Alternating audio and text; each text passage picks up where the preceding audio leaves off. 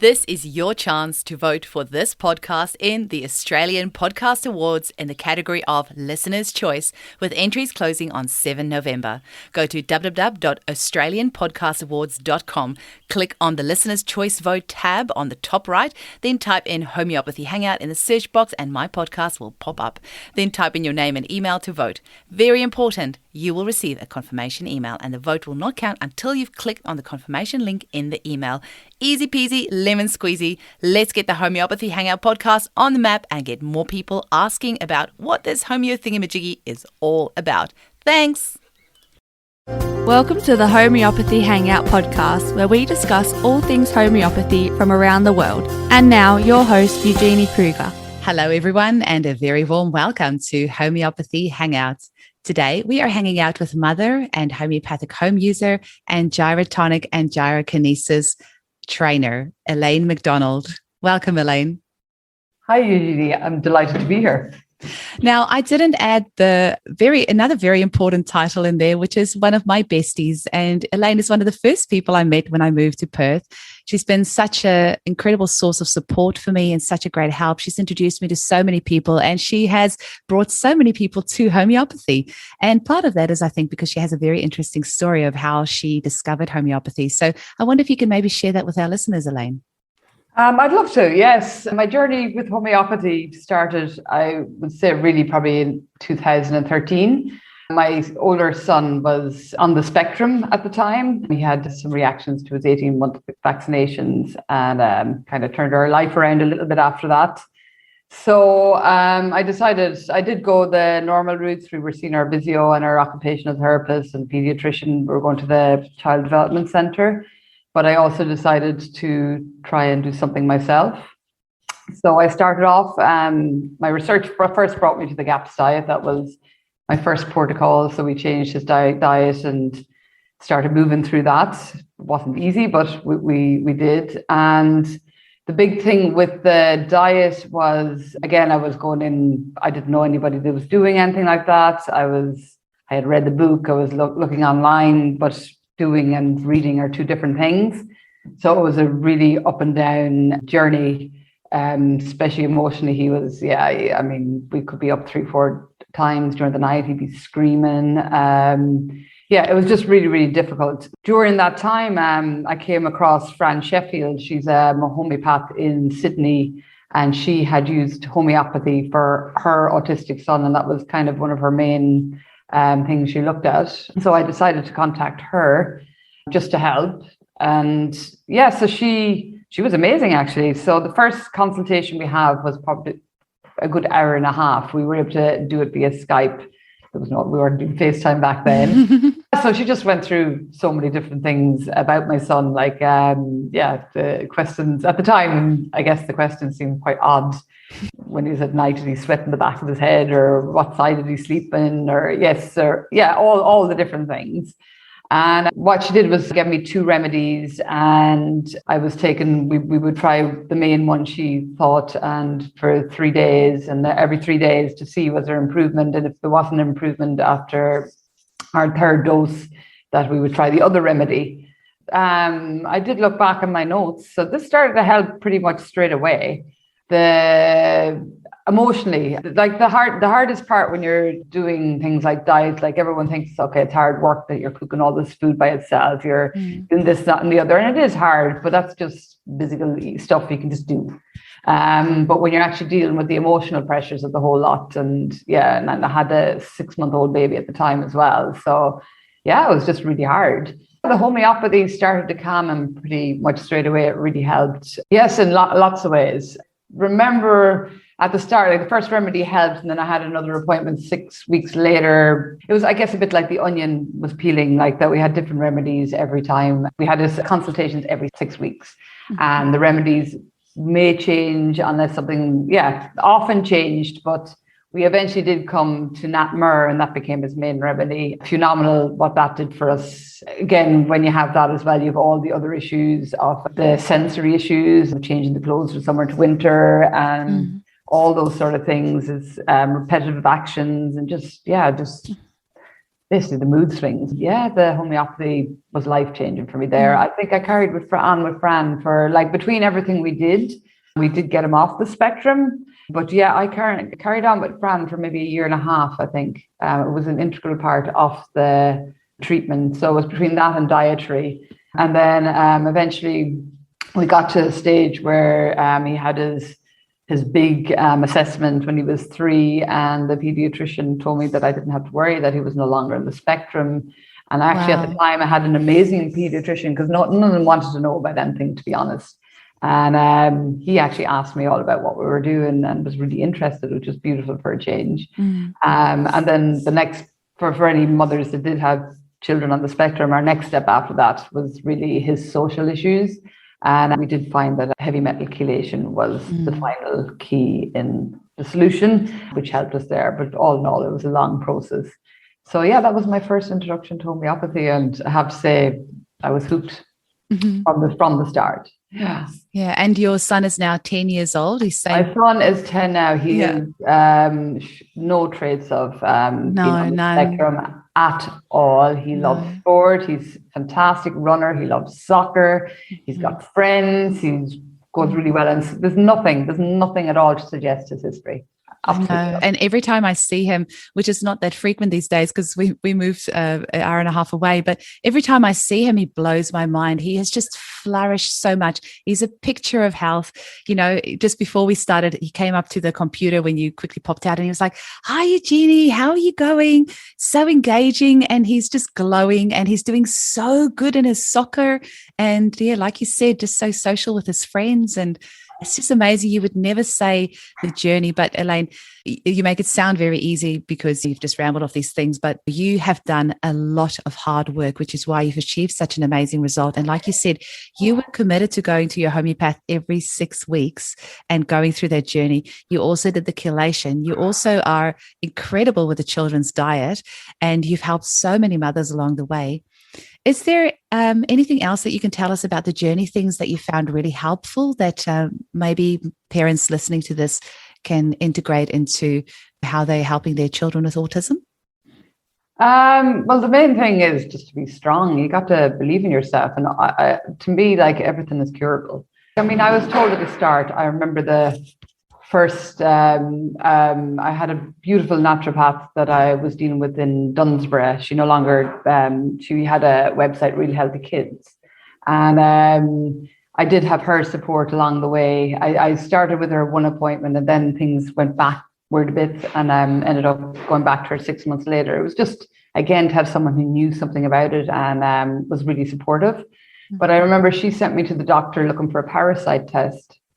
And the doctor told me that there was absolutely nothing to do with parasites and autism, or with diet and autism. And she was actually really, really rude at the time. I was very sensitive myself at the time because you're going through that. And I had a 6-month-old baby, and it was just really hard. I left that appointment crying, and she wouldn't give me the parasite test. It was just, and as my naturopath said, that was my right to get that. So I did. I found another doctor that was a holistic doctor, and she immediately gave me the parasite, and it was a test, and it was just a completely different story. It's just, I mean, you just don't have to take one person's word for something. You have to keep finding your tribe, or finding your help, or finding people to support you. Even in the Child Development Centre, I actually had a couple of the practitioners we went to who were following our story.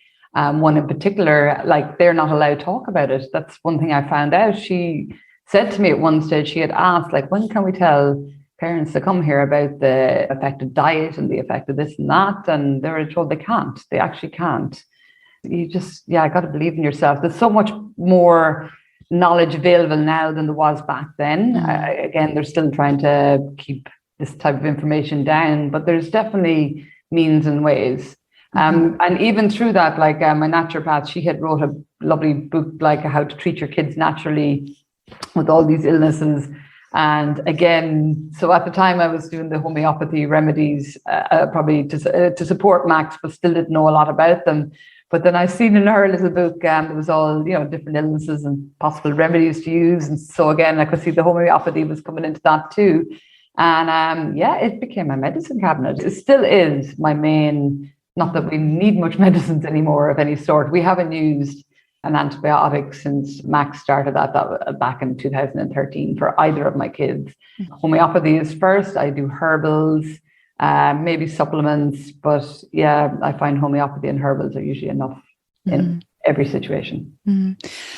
Is it okay if we quickly touch on the chelation? Because I know that was a big thing for you guys and you had great success. And I remember us going camping and you would wake the whole family up every 3 hours to give their chelation therapy. But the results you were getting was just amazing. So do you mind quickly sharing a little bit about that? Because I don't know how many people know about chelation. Right. I'll talk a little about it. But again, this is just me, just my experience. I'm not giving anyone any advice on this.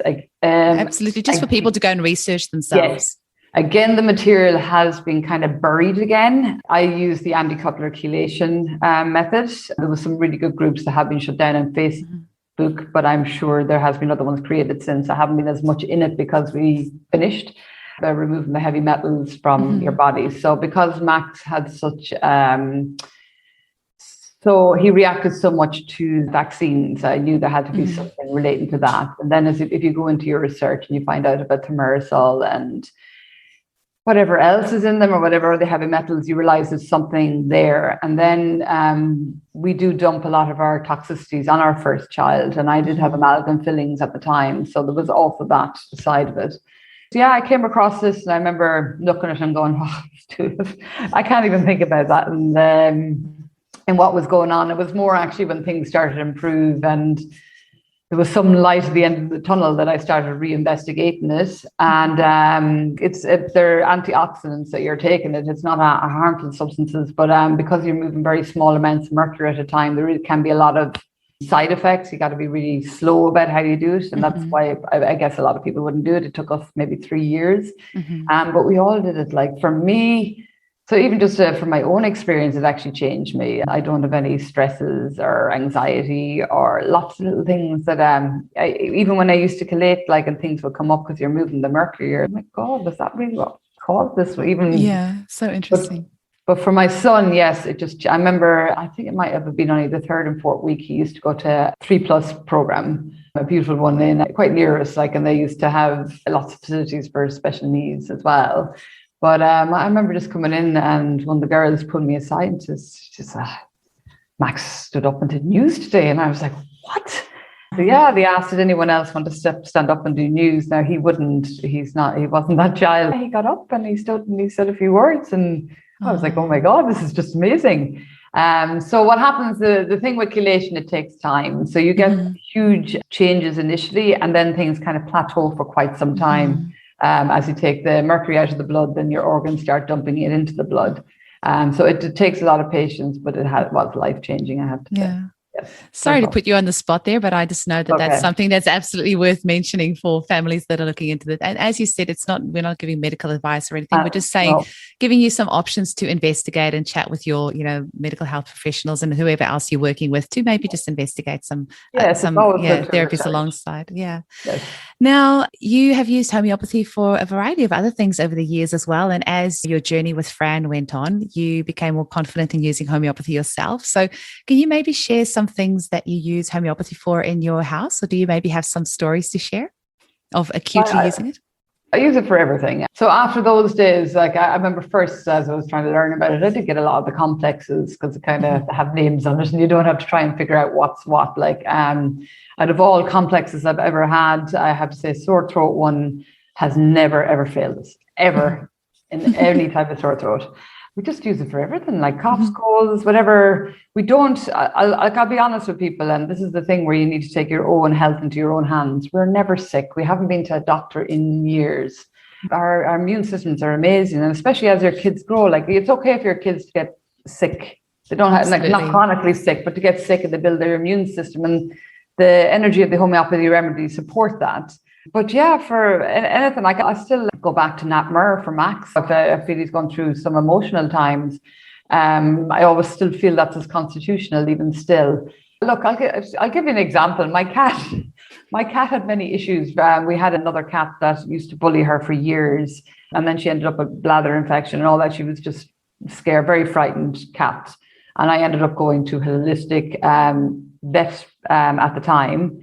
And she prescribed homeopathy, and it was almost overnight changes, like for her fear things. And we still use homeopathy for the pets. I had a really amazing one recently where a friend of mine, her son was having a lot of emotional issues, very outgoing child. He was crying when he was going to school. He was up, he was scared at night. He just quite dramatically changed. And another homeopathy friend, a homeopath friend, had recommended a particular remedy for her older daughter, and she had read up on the traits of this particular remedy, and it actually matched him more. So I had the remedy, so I gave her some, and I didn't hear back. And about 3 days later, I just got an email saying, "Oh my God, like I don't know what, like which medicine you gave us, but it pretty much changed him overnight. Like the big test has gone back to school Monday morning. What should I do?" Like they only took one dose of the remedy, and I said, "We'll just give him one more dose on the Sunday night, and then just see how it goes." Like, and yeah, completely changed style. The two of them, and they don't really know much about homeopathy. They're say in between mainstream and learning, but yeah, the two of them just can't. They only gave him 3 doses. That was it. Wow, amazing. And that they haven't had to come back to it since. So. It's just, as we know, if you get the right remedy, there's no denying. It's unbelievable what it can change emotionally. And also, again, we used to go camping together, and no matter what happened, Eugenie was out with something like, whether it was a hangover the next day or whether the kids had fallen over, there was just,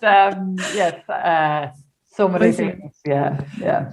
You've said a couple of things there that I just want to touch base on. And the first one, and just backtracking, the first one that was when you said about complexes. And I thought we should maybe just go over that. So the first one was the complexes. And then you said about NatMer being the constitutional remedy. And then this third one, you said about the mental emotional. So I'm telling you so you can remind me in case I forget that. Okay. So I was just going to clarify with complexes. Usually you buy the single remedies like arnica or aconite or arsenicum, but the complexes are also called combination remedies, and that's when we've thrown a few remedies that we know are good for example, sore throats. We throw them into one bottle and give them to you, and it's just sometimes a little bit easier when you're starting out that way. Hey, Elaine, I know that you're a big advocate for starting out with the combination remedies for people who are completely new because, they often can work very well. And then you said about the NatMer being a constitutional remedy. So constitutional remedy, Fran would have discovered that for Max after several consultations, seeing, okay, this is the remedy that resonates with Max on mental, emotional, physical, spiritual level. And I love that you say that even 80 years later, he still responds to that remedy, because my constitutional remedy I have been using for 10 years. And sometimes I use it like every week if I'm going through a lot of stress, sometimes once a month, but usually I'll just have a dose, say once every 6 months. And that will usually last me for quite a long time. So I can feel I'm out of balance and I know, okay, it's time to go back to that remedy. So when you have walked this path with a homeopath where they really get to know you, find the remedy that resonates with you. Once you have that remedy that really encompasses your being, it can be such a powerful remedy to fall back on. Can I just actually say something about that came up really recently? So Max this year had maybe 3 different times this irritating little cough. Just nothing, no phlegmy, just this little cough. And like I remember the 3rd time, he's like, I can't believe it's back again. Like, it didn't affect him physically or anything. Like, and my other homeopath friend recommended, why don't you just try his constitutional? And it's just when you said that, like, so we did the constitutional then, and this is maybe about the last time he had it was maybe 3-4 months ago. He hasn't had it since. So yeah, you just actually brought that back to my mind when you said about balancing out. Like, so I just gave him the NatMer, just one dose. At the time I had the 200 potency, I gave him that, and that's all I've done. And it's not come back. So it's amazing. Yeah. So it's, as you say, balancing the energy. It doesn't have to be an emotion. Maybe something physically can come out when their energies are a bit out of balance. Like, 'cause there was nothing, the cough wasn't so bad that it affected him in any way. It was just an annoyance. Mm-hmm, absolutely. And then I was going to say, when it comes to mental, emotional symptoms for children, I really feel homeopathy has its power there, because children often can't explain why they feel the way that they do. You just know, okay, this child was fine with going to school. Something happened. I don't know what, but suddenly this child doesn't want to go to school anymore. And they're kicking and screaming or crying. Maybe they're soiling their pants at school, which they've never done before. Or they usually are happy to walk to the gate by themselves. Now suddenly they don't want to. And I mean, you could take a child to a psychologist or a counselor or somebody like that to try to talk about it, but it can be really tricky for children. Whereas homeopathy, because it's energy medicine, when you find that right remedy to match the symptoms that child is displaying, because it helps them on that energetic level, it just removes that blockage there. And I get just goosebumps when mums like you who are home prescribers, you've never studied homeopathy officially, just teaching yourself, and you are able to help a friend so profoundly whose child is having this, imbalance on a mental emotional level. Recognize that, prescribe a remedy and able to help them. I find that so powerful. I just think it's amazing. I have learned a lot about, it's another thing. There's so much information available on homeopathy. I remember at the start, Fran had done a course on all the main remedies that will come up in the treatment of autism. And so, explain the different characters. And I guess some of the homeopathy Materia Medica, Materia Medica can be hard to actually go through unless you've done all the training. So she put it more into the words that would make more sense to the like for me. I remember going to your homeopathy at home course. It's just amazing. I see you're always putting things out, steering people towards free courses, whether there's someone else's or not. So there's so much you can learn for yourself. What I would say is actually knowing the stuff, I would love to have known all I knew now going to Fran, because I think I would have been able to pull a lot more out of the experience back then. Like I just knew it was working, and didn't, but I think I probably would have asked her more questions at the time. It's there to be learned and understood, and there's so many people to guide you. Well, maybe you can tell our listeners what you wish you knew before you went to the appointment. So anybody who's starting this journey with their homeopath, how can they get the most out of the experience?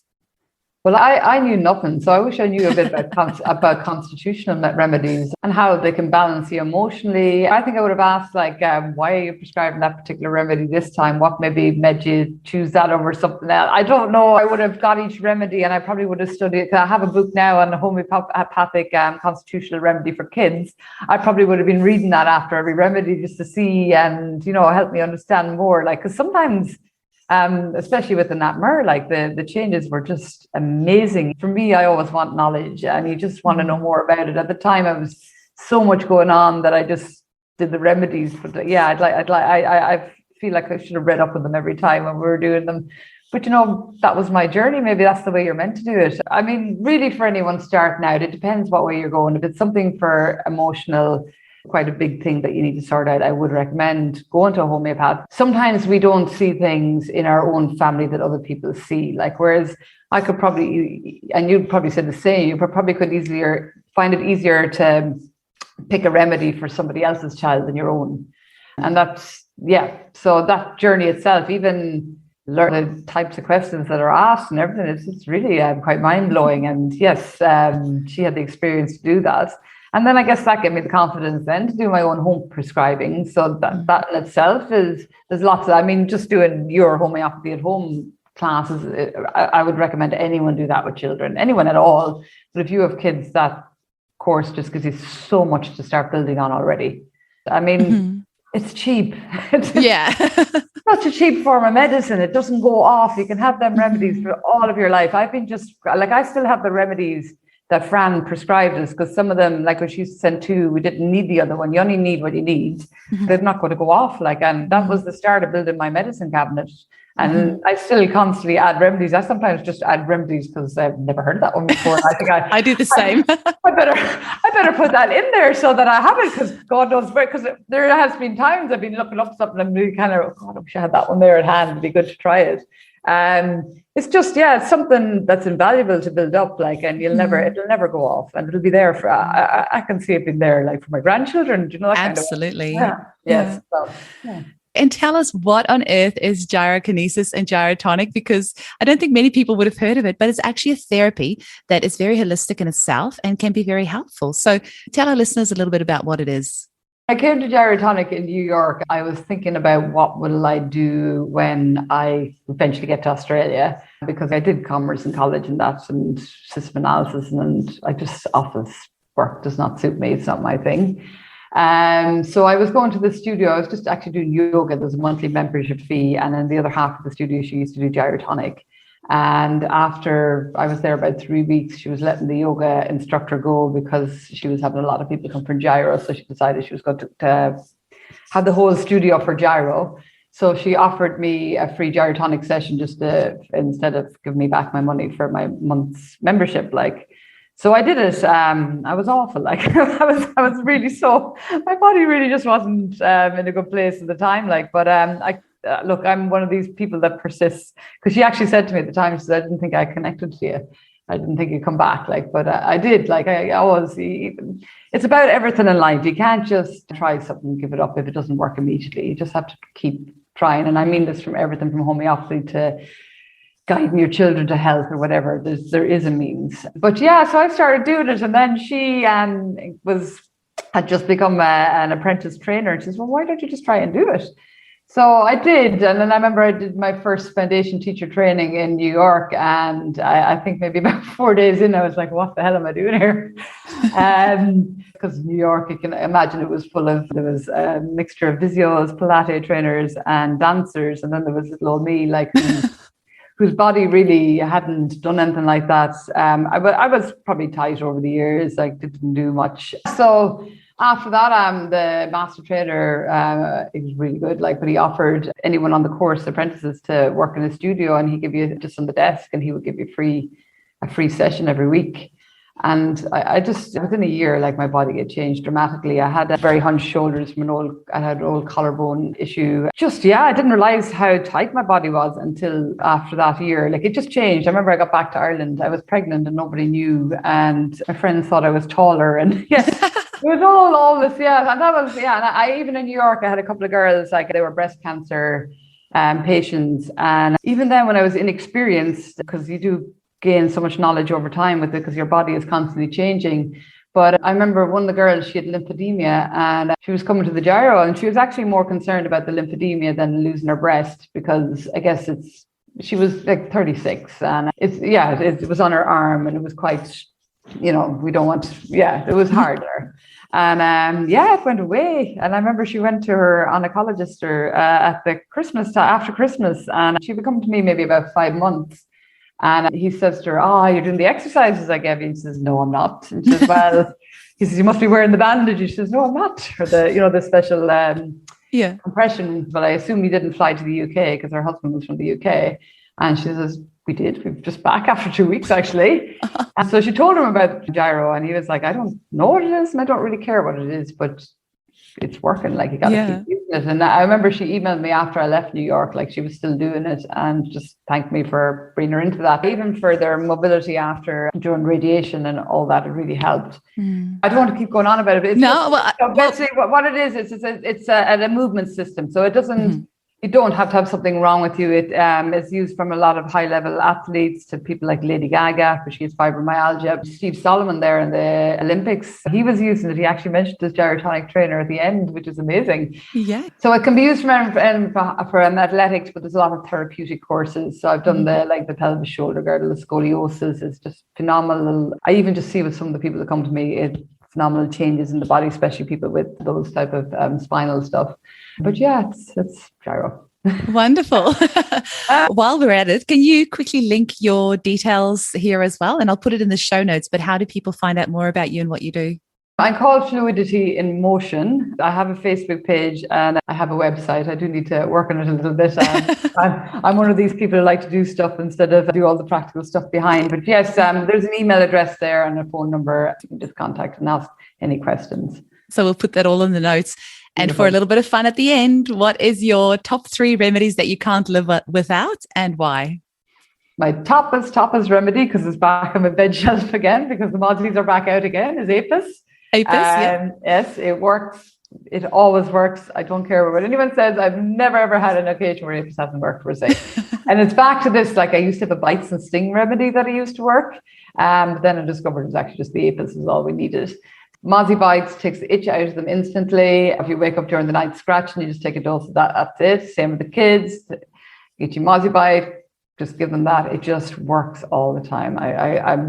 It's brilliant. Like, I even give it to my cats. The next one is arnica. mainly because arnica is just one of those all-round remedies. If there's a fall or bruises, or because my kids do play a lot of sport, we always have arnica on hand.